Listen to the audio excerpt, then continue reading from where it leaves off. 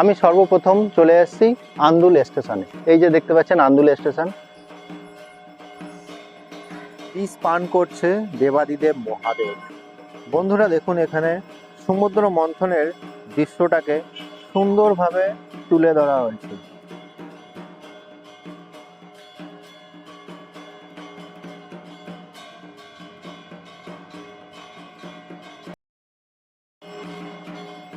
কি অপূর্ব সুন্দর লাগছে এই নন্দী মহারাজকে। একটা বিশাল বড় ঘন্টা।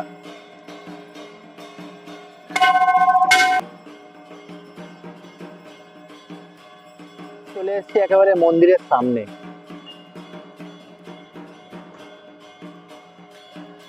কি অপূর্ব লাগছে দেখুন মন্দিরটা।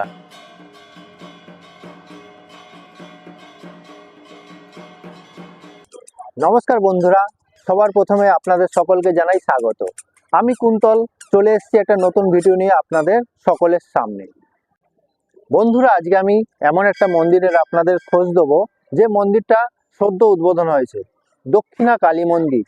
এই দক্ষিণা কালী মন্দিরটি কোথায় অবস্থিত, আপনারা সহজ পদ্ধতিতে কিভাবে সেখানে পৌঁছাবেন, মন্দির কখন খোলে কখন বন্ধ হয়, এবং মন্দিরে ভোগ ব্যবস্থা আছে কিনা, এখানে থাকার কোনো ব্যবস্থা আছে কিনা, সবকিছুই খুঁটিনাটি তথ্য আমি দেবো আমার এই ছোট্ট ভিডিওর মাধ্যমে। ভিডিওটা স্কিপ না করে পুরোটা দেখার অনুরোধ রইল। আশা করছি ভালো লাগবে আপনাদের সকলে। তাহলে সঙ্গে থাকুন, দেখতে থাকুন। বন্ধুরা, আজকে দক্ষিণাকালী মন্দিরে যাওয়ার জন্য আমি সর্বপ্রথম চলে এসেছি আন্দুল স্টেশনে। এই যে দেখতে পাচ্ছেন আন্দুল স্টেশন। এই আন্দুল স্টেশনে আসার জন্য আপনাদের কোথা থেকে আসতে হবে? সর্বপ্রথম আপনাদের যেতে হবে হাওড়া স্টেশনে। এই হাওড়া স্টেশন থেকে মেচেদা, খড়গপুর, মেদিনীপুর এবং উলুবেড়িয়া লোকাল ধরে আপনারা অনায়াসে 5 টাকা ভাড়া দিয়ে চলে আসতে পারেন এই আন্দুল স্টেশনে। বন্ধুরা, আজকে গন্তব্যস্থলে যাওয়ার জন্য আমাকে প্রথমে এই 1 নম্বর প্ল্যাটফর্ম থেকে, আন্দুলের 1 নম্বর প্ল্যাটফর্ম থেকে বাইরের দিকে যেতে হবে এবং বাইরে গিয়ে আমাদের টোটো ধরতে হবে। তাহলে বন্ধুরা চলুন আমরা টোটো ধরি, এবং কতক্ষণ সময় লাগছে এই টোটো ধরে গন্তব্যস্থলে পৌঁছাতে সেটাও আমি জানিয়ে দেবো, এবং কত টাকা ভাড়া লাগছে সেটাও আমি জানিয়ে দেবো। বন্ধুরা, 1 নম্বর প্ল্যাটফর্মের এই টিকিট কাউন্টারের সামনে দিয়ে আমাদের সোজা বাইরের দিকে বেরিয়ে যেতে হবে। আর বাইরে বেরিয়েই আমরা টোটো ধরবো, কোথা থেকে সেটা জানাচ্ছি। বন্ধুরা, আমি আন্দুল প্ল্যাটফর্মের বাইরে বেরিয়ে চলে এসেছি। আমাদের টোটো ধরার জন্য একটু এগিয়ে যেতে হবে। সামনের বাজারের মোড় থেকে, ওইখান থেকে আমাদের গন্তব্যস্থলে যাওয়ার জন্য আজকে টোটো পেয়ে যাব। তাহলে বন্ধুরা এগিয়ে চলুন, ওখান থেকেই টোটো ধরবো। বন্ধুরা, আমরা এই রাস্তা ধরে, স্টেশনের এই রাস্তা ধরে আমরা সোজা এগিয়ে আসলাম। এই যে দেখছেন, এটা হচ্ছে চারমাথার মোড়। এই চারমাথার মোড়ের এই সামনেই দেখুন টোটো স্ট্যান্ড। এইখান থেকেই আজকে আমরা আমাদের গন্তব্যস্থলে যাওয়ার জন্য টোটো ধরে নেব। আর এই রাস্তা ধরেই আমাদের সোজা এগিয়ে যেতে হবে। আপনারা টোটো ধরলে টোটোয় ভাড়া লাগবে মাত্র 10 টাকা এবং সময় লাগবে মাত্র 7 মিনিটের মতো। বন্ধুরা, আমরা আন্দুল স্টেশন থেকে মাত্র 10 টাকা ভাড়া দিয়ে 10 মিনিটের মধ্যে চলে এসেছি দুইলা বারোয়ারিতলা।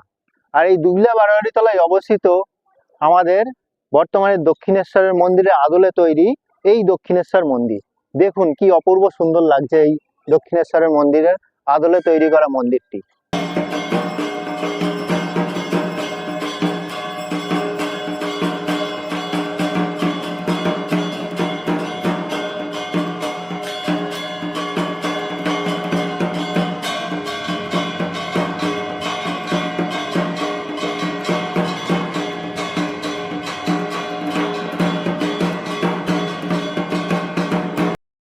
বন্ধুরা, আমি চলে এসেছি একেবারে মন্দিরের সামনে।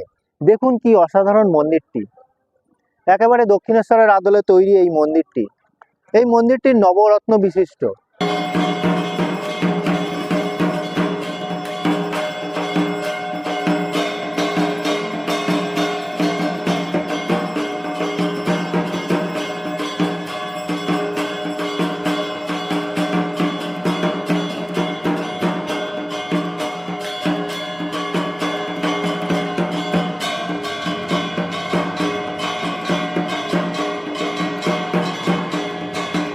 মন্দিরের ভিতরে প্রবেশ করার আগেই মন্দির চত্বরটা আমি একটু ঘুরিয়ে দেখাই আপনাদের।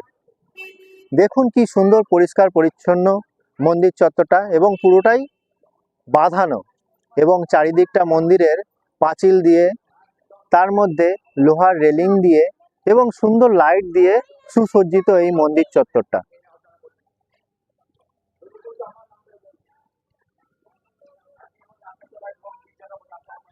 বন্ধুরা এখানে দেখুন, সমুদ্র মন্থনের ফলে যে বিষ উঠেছিল সেটাই দেবাদিদেব মহাদেব পান করছে। আর তারপরেই দেখুন সমুদ্র মন্থনের দৃশ্যটাকে সুন্দরভাবে তুলে ধরা হয়েছে। একদিকে রয়েছে দেবতারা আর একদিকে রয়েছে অসুররা, আর মধ্যখানে রয়েছে দেখুন ব্রহ্মাদেব। বন্ধুরা মন্দির চত্বরের ভিতরেই রয়েছে দেখুন একটি বিশাল বড় যজ্ঞকুণ্ড। এইখানেই পুজোর সমস্ত যজ্ঞাদি সম্পন্ন হয়ে থাকে। বন্ধুরা মন্দির চত্বরের এক পাশে রয়েছে দেখুন বারোয়ারি মঞ্চ। এই বারোয়ারি মঞ্চের মধ্যেই কিন্তু দুর্গা পুজো সম্পন্ন হয়ে থাকে। এই যে এইখানেই বড় করে হয় দুর্গা পুজোর অনুষ্ঠানটি।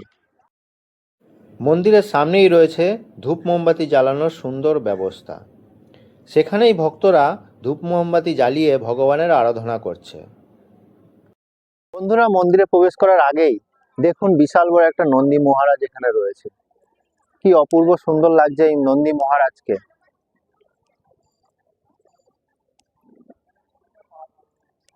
এই নন্দীর মহারাজের পিছনেই দেখুন একটা বিশাল বড় ঘন্টা।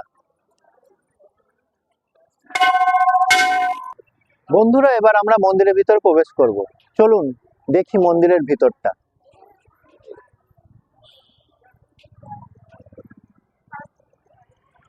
আস্তে আস্তে কয়েকটি ধাপ সিঁড়ি পার করে আমরা চলে আসলাম মন্দিরে। উঠেই আমরা সামনে যেটা দেখতে পাচ্ছি সেটা সুন্দর একটা বড় নাট মন্দির। এই নাট মন্দিরের দুদিকে দুটো ঝাড়বাতি লাগানো আছে এবং নাট মন্দিরের উপরটা খুব সুন্দর কালারিং ডিজাইন করা, অপূর্ব সুন্দর লাগছে।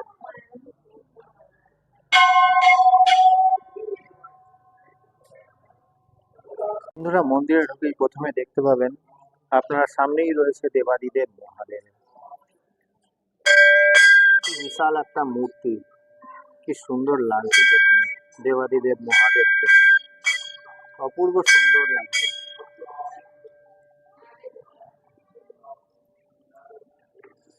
এবং দেবাদিদেব মহাদেবের মাথায় দেখুন রয়েছে দেবী গঙ্গা। প্রধান গর্ভগৃহে আমরা বুড়ো শিবকে দর্শন করে আমরা বাঁদিকে একটু এগিয়ে আসলেই দেখতে পাবো মা দক্ষিণা কালীকে। দেখুন কি অপূর্ব লাগছে মা দক্ষিণা কালীকে। জয় মা দক্ষিণা কালী। এবার আমরা গর্ভগৃহের ডান দিকে চলে আসলে দেখতে পাবো এখানে যুগলবন্দিতে রাধাকৃষ্ণের মূর্তি। খুবই সুন্দর লাগছে এই যুগল মূর্তিকে দেখুন। আর এই যুগল মূর্তির নিচের দিকেই রয়েছে তিনটি মঙ্গল ঘট। এইবার সন্ধ্যা আরতির কিছুটা মুহূর্ত আপনাদের সঙ্গে ভাগ করে নিই। দেখুন সন্ধ্যা আরতি এই দক্ষিণা কালীর।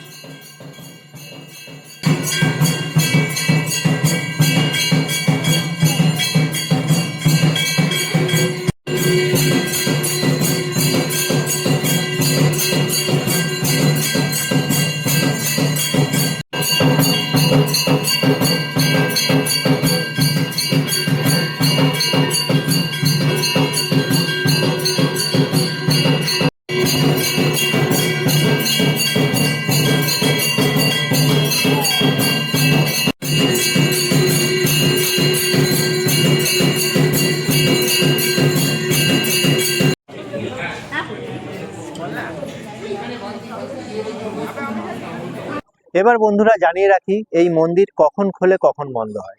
মন্দির খোলে সকাল 7টার সময় এবং বন্ধ হয় বেলা 1টার সময়, এবং আবারও খোলে বিকেল 4টার সময় এবং বন্ধ হয় মন্দির রাত্রি 9টার সময়।